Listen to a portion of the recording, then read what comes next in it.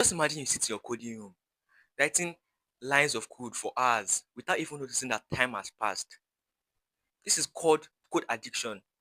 Like you're already addicted to coding. And in this video, I'm going to show you the way you can get addicted to coding. So let's get into the video.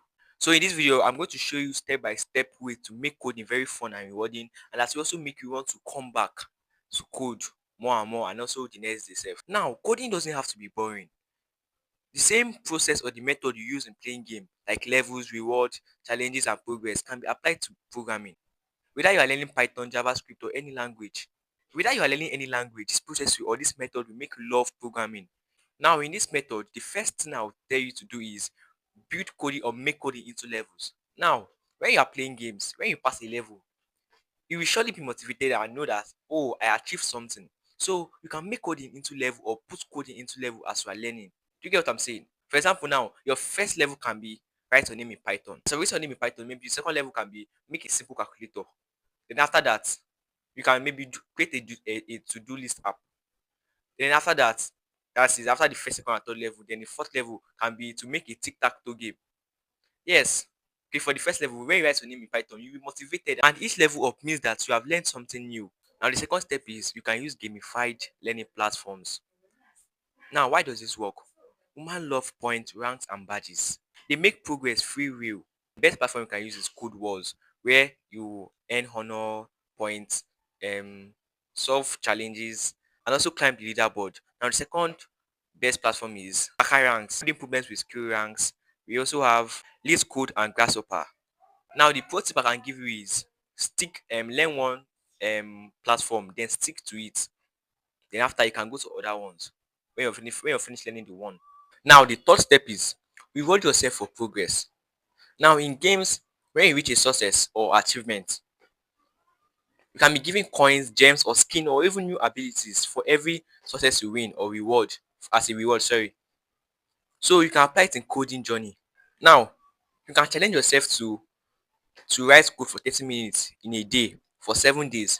Now, when you hit the jackpot or when you complete the 7 day, you can tell yourself that okay, for my reward, I can buy snacks or I can eat my best food or anything that will make you happy just as a reward. So the reward you are getting in game, you can apply it in human coding journey. Now the reward doesn't have to be big, you just have to make your brain associate with coding rewards. The first step I'll give you is build projects you love. Now, games are fun because you care about the gameplay, and coding are fun because of you care about the projects.